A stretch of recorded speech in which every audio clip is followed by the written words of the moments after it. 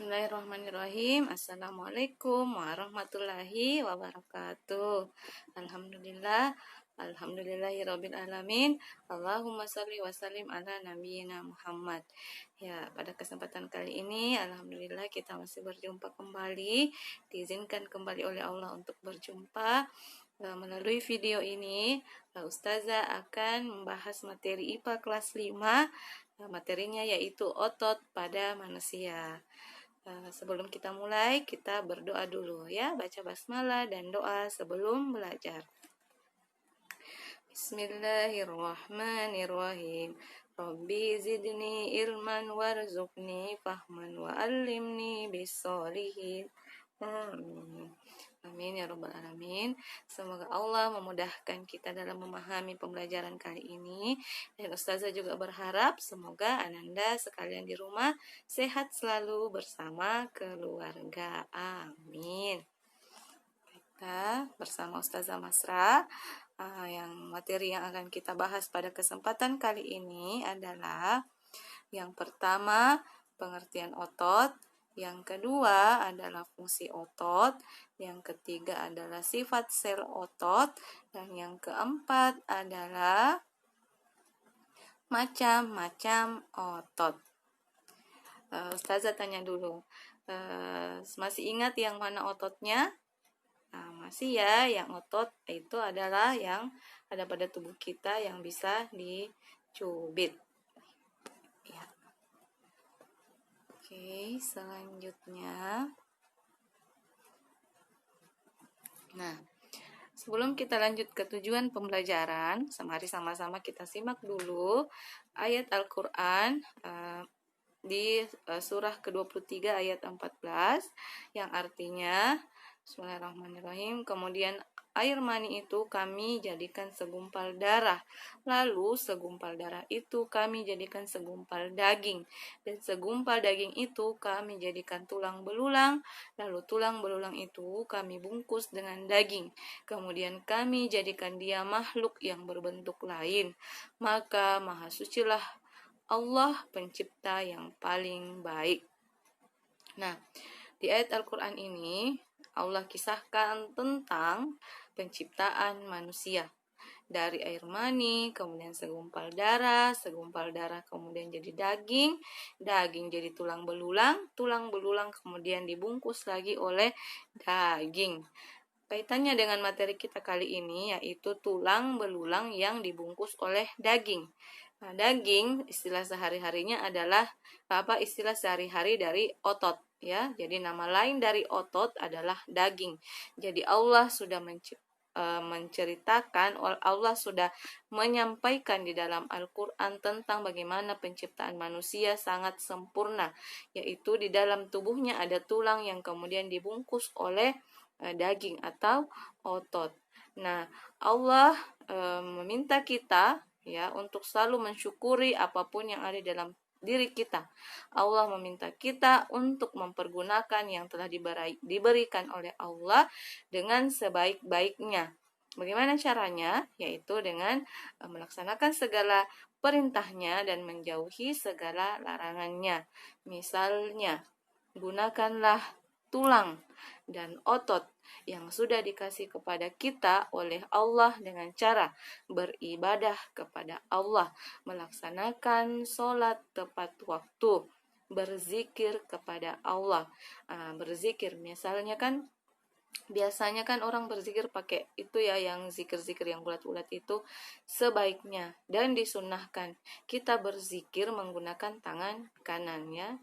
Menggunakan tangan kanan itu lebih disunnahkan, dan insya Allah tangan kita ini, tulang dan otot kita ini akan bersaksi kelak di akhirat bahwa oh betul tangan saya digunakan oleh manusia ini untuk berzikir, memuji Allah, menyebut asma Allah. Nah, tujuan pembelajaran kita pada kesempatan kali ini ada 4, yaitu setelah kita mempelajari materi otot ini, otot pada tubuh manusia, kita mampu yang pertama menjelaskan pengertian otot. Kemudian yang kedua, kita mampu menjelaskan apa fungsi otot. Yang ketiga, kita mampu menjelaskan sifat kerja otot. Dan yang ketiga, kita mampu mengidentifikasi macam-macam otot pada tubuh manusia. Nah, yang pertama adalah pengertian otot. Nah, otot adalah jaringan yang ada di dalam tubuh manusia. Otot merupakan alat gerak aktif yang menggerakkan tulang sehingga menyebabkan suatu organisme atau individu dapat bergerak. Otot dikenal dengan istilah sehari-hari yaitu daging. Daging ya, diperhatikan di gambar. Di gambar di sebelah kanannya ustazah itu adalah tulang manusia, kemudian di sebelah kirinya ustazah itu adalah gambar dari otot manusia. Jadi tulang yang sudah dibungkus oleh otot. Jadi otot dikenal sehari-hari dengan istilah daging. Kemudian fungsi otot yang pertama adalah mendukung tubuh agar bisa berdiri tegak. Kemudian yang kedua, membantu mempertahankan postur tubuh. Kemudian yang ketiga, membantu menstabilkan sendi-sendi di dalam tubuh. Jadi kan masih ingat materi tentang sendi? Sendi adalah hubungan antar tulang. Misalnya di siku ada sendi ya di bagian siku. Nah, di sini ada otot yang membantu menstabilkan sendi-sendi antara lengan bawah dengan lengan atas. Jadi ada otot. Dan yang keempat adalah otot berfungsi untuk mempertahankan suhu tubuh. Suhu tubuh kita ini harus stabil ya, harus stabil dimanapun kita berada, karena di dalam tubuh kita prosesnya akan bisa berlangsung jika suhu tubuh kita stabil. Jadi meskipun kita di daerah yang dingin ataupun di daerah yang panas, suhu kita itu harus tetap stabil. Nah, di sini fungsinya otot untuk mempertahankan suhu tubuh. Kemudian yang ketiga, sifat sel otot. Sifat sel otot yaitu otot mempunyai kemampuan untuk mengerut atau berkontraksi dan merenggang kembali atau relaksasi. Diperhatikan di gambar ya, Jadi di lengan atas dan lengan bawah itu kan ada otot. Lengan atas ototnya disebut sebagai bisep. Otot bawah disebut sebagai trisep. Nah, kerjanya otot ini ada yang berkontraksi dan ada yang relaksasi. Ketika tangannya ditekuk seperti ini, maka bisep sedang berkontraksi atau mengerut, atau bisa juga disebut sedang memendek. Sedangkan trisep sedang relaksasi atau merenggang dan disebut juga memanjang. Nah, ketika lengannya diluruskan, maka kebalikannya, bisepnya relaksasi atau ototnya memanjang, sedangkan trisepnya memendek atau kontraksi. Jadi berlawanan kerjanya ya, ada yang berkontraksi, di bawah berkontraksi, di atas sedang relaksasi. Ketika ditekuk, maka yang di atas kontraksi, di bawah sedang relaksasi. Itulah kerja otot. Nah, kemudian yang keempat adalah macam-macam otot. Di tubuh kita ya, yang meskipun banyak otot ya di bagian kepala, kemudian di bagian tubuh, di bagian lengan, kemudian di bagian kaki, paha, banyak otot, tetapi secara umum otot dibedakan menjadi 3 macam, yaitu otot polos, otot lurik, dan otot jantung. di mana letaknya, bagaimana cara kerjanya, akan kita pelajari selanjutnya. Nah, perbedaan ketiga macam otot ini adalah letaknya. Yang pertama letaknya. Kalau otot lurik, letaknya di rangka, ya, melekat pada tulang rangka, ya. Jadi yang melekat pada tulang-tulang tubuh kita ini adalah namanya otot lurik. Kalau otot polos letaknya di bagian dalam tubuh, organ-organ di dalam tubuh, misalnya usus, pembuluh darah, pernafasan, itu semuanya terdiri atas otot polos atau ada otot polos di bagian organ tersebut. Kalau otot jantung, namanya otot jantung berarti letaknya menyusun otot pada bagian jantung. Yang kedua adalah bentuk sel. Bentuk sel otot lurik, Ustazah kasih kembali ya ke gambarnya. Di gambarnya, nah ini yang di bawahnya gambar ini, ya, misalnya di bagian otot polos ada gambar di atas organ dalam tubuh manusia, ada hati, lambung, dan organ pencernaan lainnya. Nah, di bawahnya itu adalah gambar sel. Di bawahnya adalah gambar sel. Nah, gambar selnya otot polos ini adalah bentuknya memanjang, tetapi di bagiannya meruncing, istilahnya adalah bentuknya gelondong. Nah, kemudian kalau otot lurik itu bentuknya memanjang, ya, memanjang bersusun. Otot lurik yang di bawahnya gambar lengan atas dan lengan bawah ini atau di bagian tangan. Kemudian di otot jantung itu bentuknya juga memanjang, tetapi ototnya selnya bercabang. Jadi itu perbedaan dari bentuk selnya. Kemudian bagaimana kontrol sarafnya? Maksudnya bagaimana dikendalikan oleh sistem saraf kita atau otak kita. Kalau otot lurik dikendalikan oleh otak atau dikendalikan oleh sistem saraf sadar. Maksudnya adalah nanti otot di bagian tubuh kita ini akan bergerak kalau diperintah oleh otak. Jadi otot lurik, yaitu otot yang ada di tulang kita, akan bergerak kalau ada perintah dari otak, ya. Kemudian otot polos, ya, dia disebut juga sebagai otot tak sadar. Kenapa?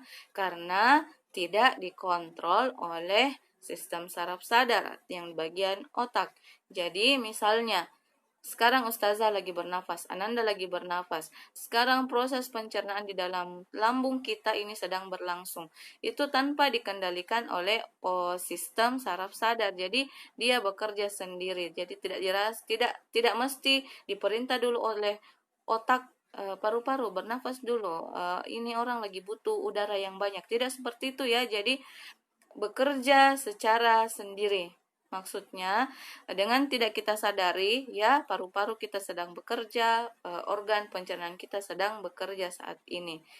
Kemudian otot jantung sama dengan otot polos, yaitu otot tak sadar. Kenapa? Karena jantung kita sekarang sedang lagi bekerja, memompa. Tanpa kita sadari, jantung kita sedang memompa darah di seluruh tubuh kita. Beda dengan tangan kita.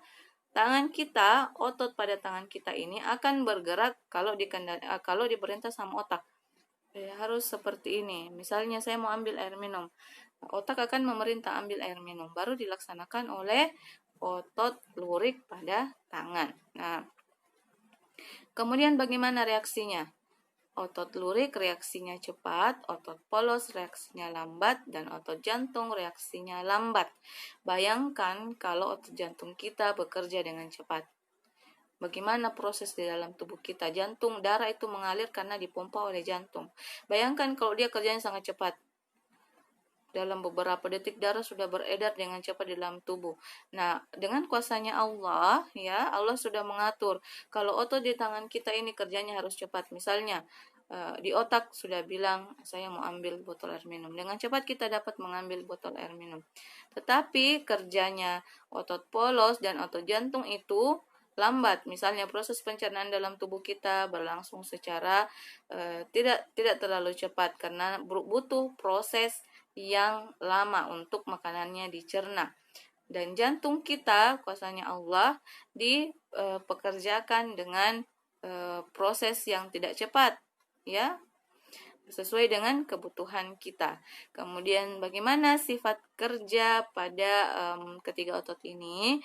Kalau otot lurik cepat lelah, kalau otot polos tidak cepat lelah, kemudian otot jantung tidak cepat lelah. Maksudnya bagaimana?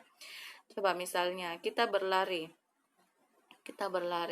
Yang paling cepat merasakan capek atau lelah itu adalah otot pada bagian tubuh kita, pada tulang-tulang kita. Sedangkan otot jantung masih memompa, meskipun misalnya sesuai kita lari dengan kencang, otot di jantung akan memompa dengan cepat juga. Kalau kita berlari pelan, maka otot di jantung juga akan memompa dengan lambat juga.